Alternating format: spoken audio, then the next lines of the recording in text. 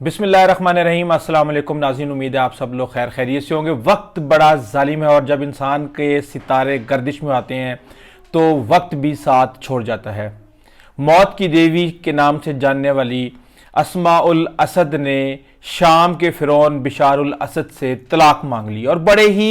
حیران کن انکشافات ہیں اور بڑی ہی ایکسکلوسیو ڈیٹیل ہے۔ لیکن یہ کہانی اتنی سادہ نہیں ہے۔ ایک بغاوت اور ایک دھوکہ خاندان کے اندر بشار الاسد کے باپ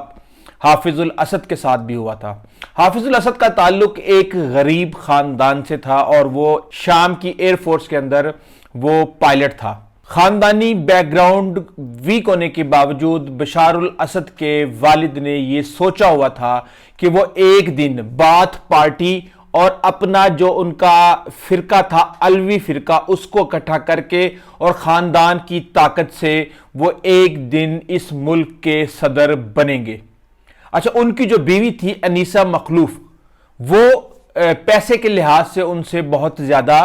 مضبوط تھی۔ یہی وجہ ہے کہ ان کی بہن کے بیٹے رامی مخلوف، جن کو 5% کے نام سے جانا جاتا ہے، اور پچھلے دنوں وہ ناراض بھی ہو گئے تھے بشار الاسد سے، وہ اسماء الاسد کی وجہ سے ہوئے تھے، کیونکہ اسماء الاسد جو ہیں وہ فائنانس کو جانتی تھی، وہ بینکر تھیں، اور جتنا بھی بشار الاسد فیملی کا پیسہ ہے وہ سب کا سب اسماء الاسد کے کنٹرول میں ہے۔ کہانی یہاں سے شروع ہوتی ہے کہ جب وہ صدر بن جاتے ہیں تو حافظ الاسد اپنے بھائی، ظاہر سی بات ہے ہر شخص کا بھائی اس کے قریب ترین شخص ہوتا ہے، اور وہ اس اقتدار کے اندر سب سے قریب ترین شخص تھے، اور ان کا نام تھا رفعت۔ 1982 میں اخوان المسلمین کو دبانے کے لیے بھی انہوں نے اپنے بھائی کو اہم ذمہ داری دی، اور وہ کافی طاقتور تھے۔ لیکن جب اسد کو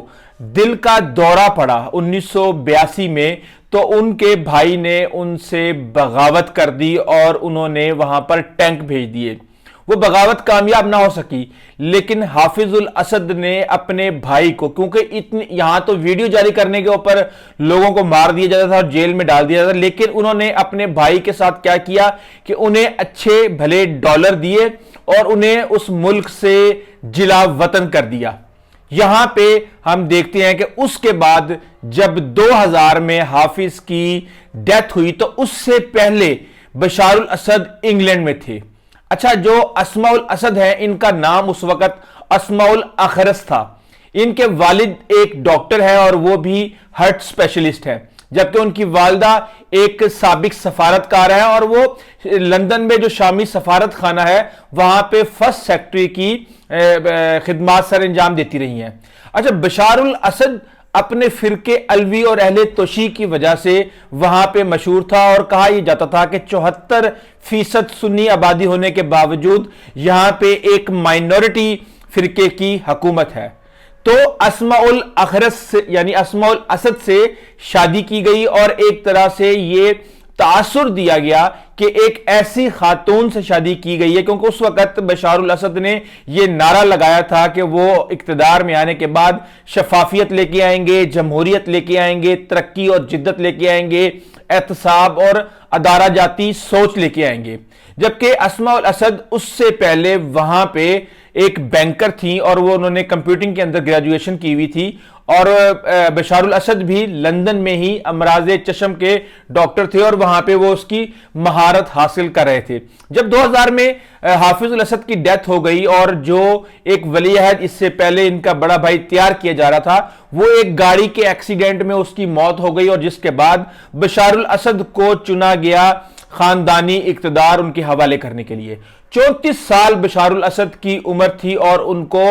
صدر بنا دیا گیا۔ جب 2000 میں ان کو صدر بنایا گیا تو اس کے چند ماہ بعد ہی انہوں نے اسماء سے شادی کر لی، اور اسماء سے جب شادی کی تو کہا یہ جا رہا تھا کہ ایک سنی فرقے کی خاتون سے شادی کی ہے تو تھوڑا سا ایک وہاں پہ جدت آئے گی، پالیسیز بہتر ہوں گی، لیکن ہم نے یہ دیکھا کہ اسماء الاسد اور جو والدہ تھیں بشار الاسد کی انیسہ مخلوف، ان کی بھی ایک بڑی سٹوری ہے، یہ میں آپ کو بھی بتاتا ہوں۔ تو ان کی اور بشار الاسد کی جو بہن تھی بورشرا، ان کی آپس میں بالکل بھی نہ بنی، معاملات جو ہیں وہ خراب ہوتے گئے۔ اچھا ہم یہ دیکھتے ہیں کہ 2011 میں جب ملک کے حالات بہت زیادہ خراب ہو جاتے ہیں تو وہاں پہ اس سے پہلے ایک میگزین تھا ووگ میگزین، اور ووگ میگزین نے اس خاتون کو انتہائی، یعنی اسماء الاسد کو انتہائی وزیدار، مقناطیسی شخصیت، انتہائی گلیمرس اور دلکش خاتون اول قرار دیا تھا، اور ان کو کہا گیا تھا کہ صحرا کا یہ پھول ہے، لیکن ان کے دشمنوں میں یہ موت کی دیوی کے نام سے جانی جاتی تھی۔ اچھا اس کے بعد ہم یہ دیکھتے ہیں کہ جب وہاں پہ احتجاج شروع ہو جاتے ہیں اور ہیومن رائٹس وائلیشن کی جاتی ہیں تو فوری طور پہ ووگ کے اوپر ایک الزام آتا ہے کہ اس کو ہر ماہ ایک پی آر فرم کو $5000 فراہم کی جا رہی تھی، اور اس پی آر فرم نے یہ آرٹیکل لگوایا۔ تو ووگ کے جو ایڈیٹر ہیں انہوں نے فوری طور پہ اس سٹوری کو ریموو کر دیا، نہ صرف سٹوری کو ریموو کیا بلکہ اس کے اوپر انہوں نے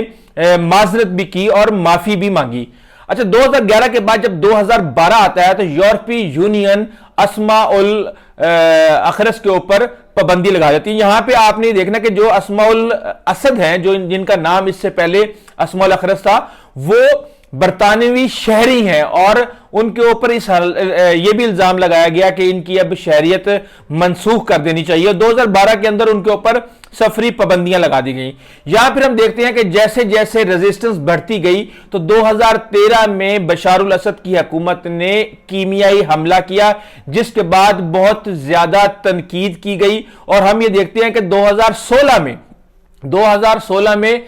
اسماء الاسد ایک بیان دیتی ہیں اور وہ کہتی ہیں کہ میں کبھی بھی اپنے ملک کو چھوڑ کر نہیں جانا چاہتی، اور مجھے اس حوالے سے بہت زیادہ پیشکش کی گئی ہیں، لیکن میں خانہ جنگی کا شکار ملک چھوڑنے کے لیے تیار نہیں ہوں، اور اس حوالے سے انہوں نے کہا کہ مجھے اور میرے بچوں کو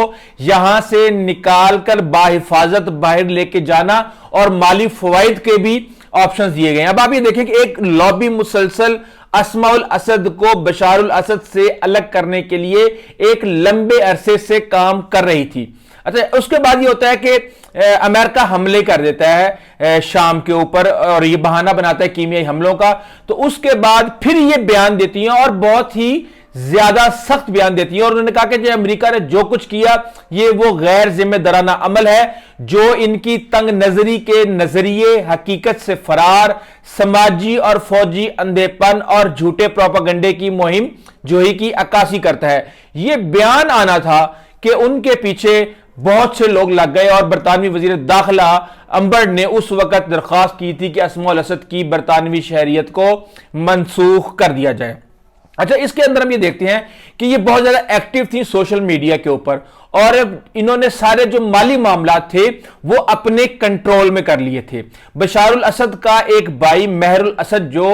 4 میکنائزڈ ڈویژن کا سربراہ تھا، اور بڑی ہی اہمیت کی حامل یہ ڈیو تھی میجر جنرل مہر الاسد، تو وہاں پہ جو وہ ڈرگ کا کام کر رہے تھے وہاں سے حصہ بھی ادھر آ رہا تھا۔ مخلوف جو کہ انیسہ مخلوف بشار الاسد کی والدہ کے وہ بھتیجے تھے، بھانجے، تو ان سے بھی وہ 5% ہر پروجیکٹ کے اندر پیسے لیا کرتے تھے، تو وہاں سے بھی بہت زیادہ پیسہ آ رہا تھا۔ تو اسماء الاسد نے اس کی امپائر پر قبضہ کیا اور وہاں سے مہر مخلوف کو بھاگنا پڑا۔ کہا یہ جاتا ہے کہ تقریباً $2 بلین اس وقت بشار الاسد کی دولت ہے، اور میں آپ کو یہ دکھا سکتا ہوں کہ یہ وہ بلڈنگ ہے جہاں پر 20 اپارٹمنٹ بشار الاسد فیملی نے لیے، اور اس میں کہا جا رہا ہے کہ کئی اس میں سے اپارٹمنٹ اسماء الاسد کے باپ اور ماں کے نام پہ ہیں۔ تو اب ظاہر سی بات ہے اپنی ساس کے نام پہ کروانے کا تو کوئی مقصد نہیں تھا، تو آپ سمجھ سکتے ہیں کہ جو بھی فائنینسز کو ڈیل کر رہا تھا وہ معاملات کو اسی طریقے سے پلان کر رہا تھا۔ اسماء الاسد مسلسل یہ بیانات دے رہی تھیں کہ میں شام سے کسی صورت بھی جانے کے لیے تیار نہیں ہوں، لیکن پھر اس کے بعد ہم یہ دیکھتے ہیں کہ 8 دسمبر کو شامی حکومت کا تختہ جب پلٹا جاتا ہے تو انہیں اپنے شوہر کے ساتھ روس جانا پڑتا ہے۔ روس میں ان کا بڑا بیٹا پہلے ہی ڈاکٹریٹ کی ڈگری کر رہا ہے اور انہی اپارٹمنٹس کے اندر وہ رہ رہا ہے، تو یہاں سے ان کو رشیا جانا پڑا، اور رشیا کے اندر آپ کو پتا کہ ماسکو کی سردی اور خشک مزاج، نہ کلچر ملتا۔ آپ یہ دیکھ لیں کہ یہاں پہ جنوبی ایشیا کے لوگوں کو دیکھ لیں کہ وہ ہمیشہ برطانیہ جانا چاہتے ہیں، یورپ جانا چاہتے ہیں، امریکہ جانا چاہتے ہیں، لیکن کوئی بھی آپ کو یہ سٹرگل کرتا ہوا نظر نہیں آئے گا کہ اس نے ماسکو جانا ہے یا اس نے چین جانا ہے یا اس نے جنوبی کوریا جانا ہے یا اس نے اپنی زندگی تائیوان کے اندر سیٹل کرنی ہے، کیونکہ وہ ایک مزاج ہی ڈیفرنٹ ہے ایک سوسائٹی کا اور ایک معاشرے کا۔ یہاں پہ انگریزوں نے عرصہ دراز حکومت کی ہے تو ان کے کلچر سے ہم بہت اچھے طریقے سے نہ صرف آشنا ہیں بلکہ یہاں پہ آدھے سے زیادہ کلچر بھی وہی ہے۔ اب یہاں پہ یہ ہوتا ہے کہ اسماء الاسد، اب آپ یہ دیکھ لیں کہ کتنا عرصہ ہوا ہے، 8 دسمبر اور 23 دسمبر کو یہ خبر آتی ہے تو تقریباً 15 دن کے بعد ہی یہ معاملہ سامنے آ جاتا ہے کہ اسماء الاسد نے رشین کورٹ کے اندر ڈیورس فائل کر دی ہے، اور